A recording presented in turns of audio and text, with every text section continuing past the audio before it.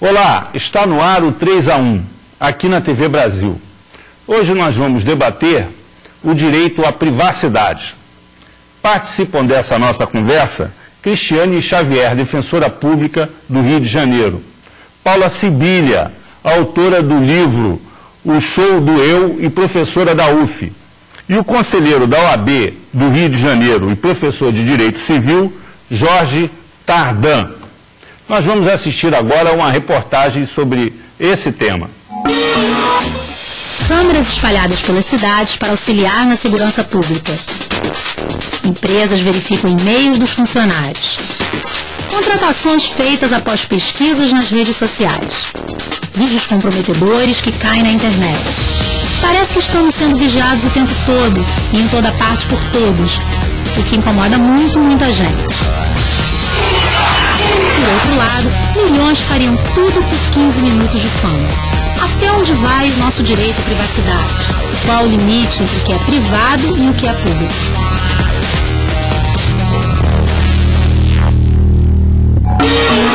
Professora Paula, nesse livro, O Show do Eu, a senhora trata exatamente de quê?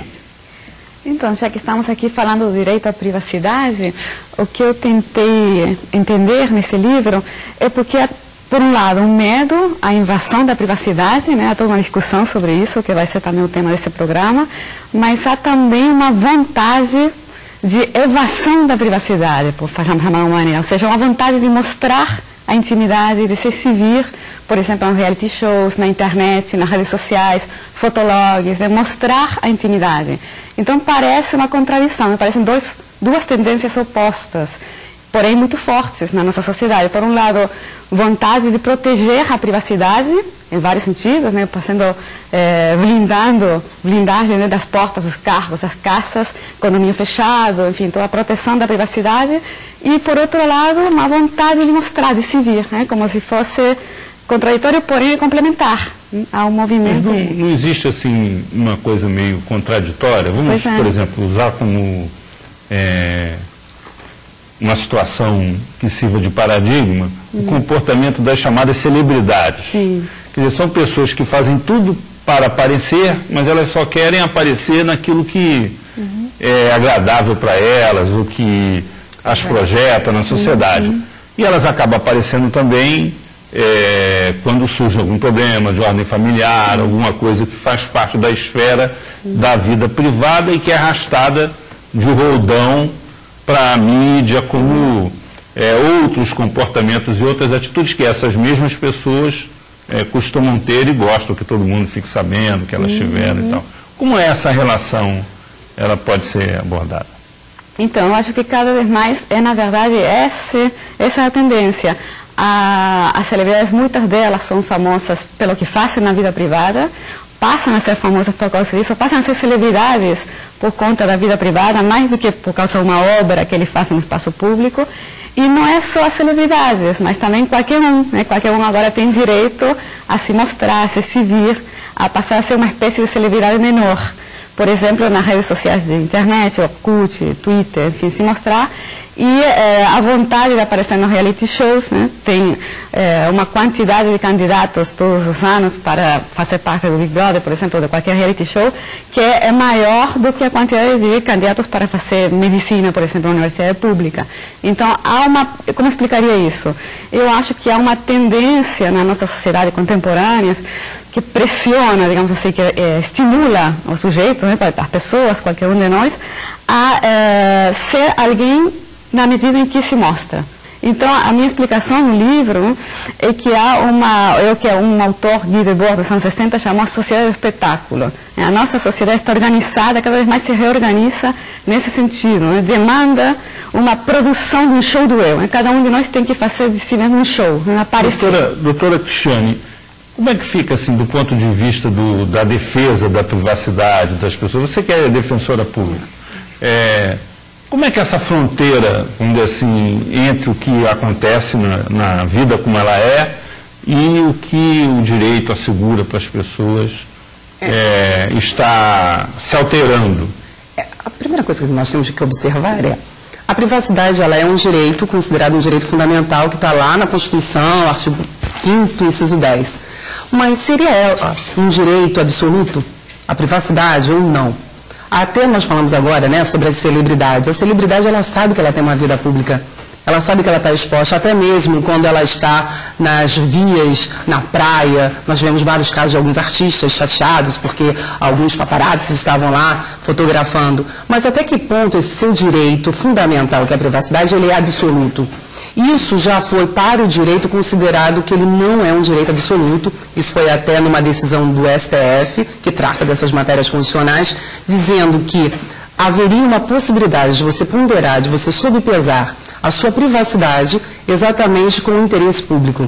E aí é que, até que ponto eu tenho privacidade e intimidade? O que seria privacidade? Até que ponto eu posso permitir esse conhecimento de alguns fatos internos como notícia? Ou então preservá-lo?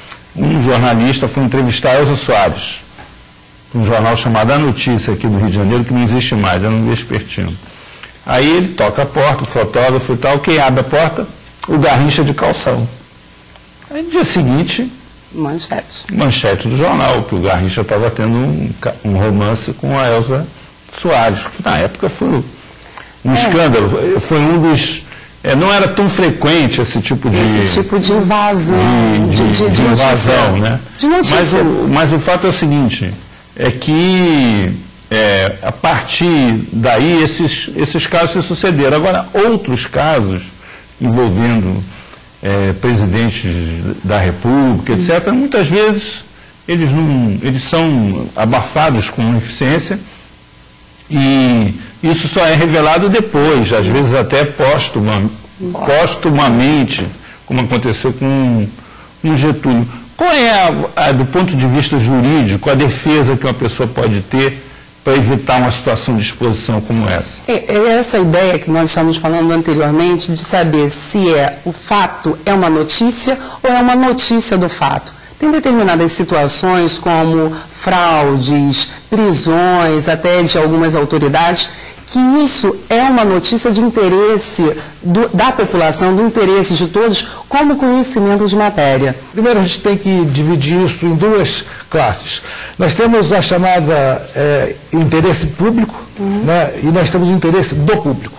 Por exemplo, quando a Cicarelli foi apanhada numa praia, isso é do interesse de um determinado público. Se o presidente da República estivesse fazendo a mesma coisa, evidentemente isso é de interesse público. Então a primeira questão que nós temos que analisar é de interesse do público ou é de interesse de um público. Então, a primeira divisão.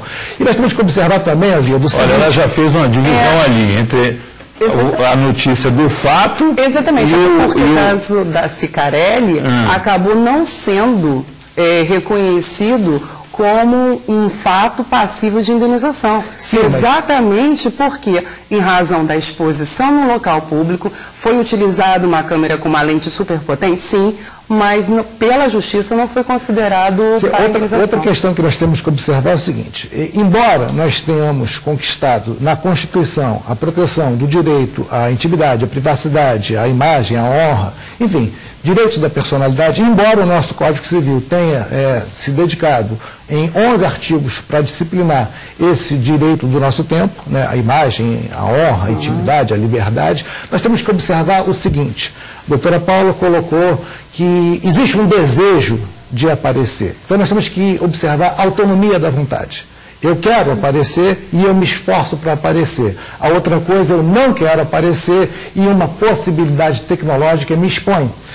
A despeito da decisão, no caso Cicarelli, ter se encaminhado numa determinada direção, não significa dizer que aquela tenha sido a melhor decisão. Afinal de contas, nós não devemos utilizar a jurisprudência para consolidar uma nova era, um novo tempo. Será que o ministro ou o juiz que está decidindo tem a cabeça exatamente do nosso tempo? Né? Nós temos que observar que na história, 100 anos se passava, o homem andava a cavalo. Mais 100 anos se passava, o homem continuava andando a cavalo. Nós temos que observar que no nosso tempo tudo muda muito rapidamente. Então a dinâmica é outra. Então, o fato que nós temos que observar, do meu ponto de vista, está no Código Civil. Existe a chamada liberdade de expressão, a liberdade de imprensa, mas também existe a proteção do direito à intimidade, a honra, a imagem e o parâmetro... Esse nosso Código Civil tem... O nosso Código Civil tem um dispositivo que para mim é o paradigma que está ali. Diz o seguinte, lá no artigo 187, também comete ato ilícito o titular de um direito que extrapola do direito que tem. Se a gente observar aquele caso da Cicarelli, aquele sujeito que filmou a Cicarelli estava naquele dia com a sua câmera naquele espaço, sorte dele. E ele poderia pensar o seguinte, quero ver isso de novo. E ele poderia registrar e ver quantas vezes ele quisesse. O abuso começou quando ele disponibilizou aquilo na grande rede. O problema é o seguinte, o direito civil hoje está sobre a vertente da Constituição. Querendo ou não querendo, nós temos que fazer uma releitura. E a partir do momento que a Constituição desse país diz que os direitos não são absolutos, principalmente da privacidade, nós estamos agora vivendo uma nova era. Privacidade e intimidade são dois conceitos distintos. Embora todos os dois estão previstos em dois núcleos do artigo 5º, inciso 10, privacidade e intimidade, a privacidade seria um círculo, onde internamente no seu núcleo estaria a intimidade. E esse liame, para identificar o que é intimidade para o que é privacidade, é que vai exigir do operador de direito, no caso concreto, com a ajuda do antropólogo, do psicólogo, para saber as repercussões e até mesmo se essa personalidade pública, seja ela do poder público, seja ela um artista, seja ela uma celebridade momentânea, se essa evasão de publicidade estaria ou não protegida nesse núcleo. O importante é deixar muito claro. Vamos ouvir a Paula aqui, está no fogo cruzado. Evidentemente, as leis estão mudando, né? Assim, porque, como vocês falaram, tem situações novas, né, que não foram previstas e que tem leis que talvez deixam de fazer sentido, né? Porque está mudando o contexto. Aí, por exemplo, se a gente tiver um olhar mais histórico, uma perspectiva cultural de como as coisas estão mudando, a gente poderia pensar qual é o limite entre o espaço público e privado agora, né? Você falou, a intimidade fazia parte do espaço privado. Bom, agora não faz mais, só do espaço privado. O caso de Cicarelli seria emblemático, né? Ela teve uma cena muito íntima no espaço público e depois ficou chateada porque isso apareceu realmente no espaço público do YouTube, fechou o YouTube. O caso do Getúlio e Mitterrand, por exemplo, que aparecem escândalos póstumos.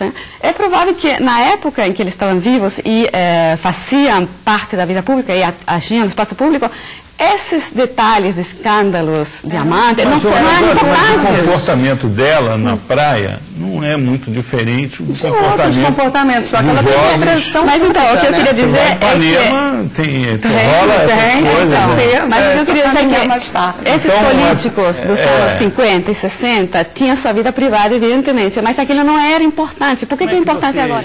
Estabelece essa relação assim, entre espaço público, espaço privado e essa esfera aí da política e da vida social que a gente tem hoje, que está muito midiática, né? As pessoas parecem que fazem as coisas para aparecer numa revista ou num jornal. Eu acho que não é por acaso, né, que a gente está discutindo isso agora, porque, por exemplo, esses 600 poucos que a gente está mencionando aqui, Garrincha e Elza Soares, por exemplo, né, que foi um escândalo atípico na época, o fato de ser notícia, o romance, enfim, o caso. Por quê? Porque, bom, Garrincha era um jogador de futebol famoso, a Elza Soares era uma cantora famosa.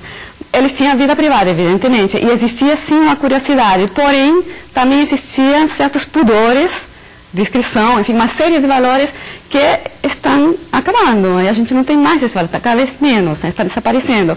Então agora, uma Elza Soares e um Garrincha, tudo bem, seriam também cantores, jogadores de futebol, mas são, acima de tudo, personagens que têm uma intimidade publicizável, né, que eles podem aparecer no espaço público por causa dos seus casos com travesti, casamentos efêmeros, escândalos de todo tipo. Isso parece interessar mais do que a tal obra, né? No caso, músicas ou então nós vamos ter que fazer um intervalo, porque o nosso tempo agora está meio estourado.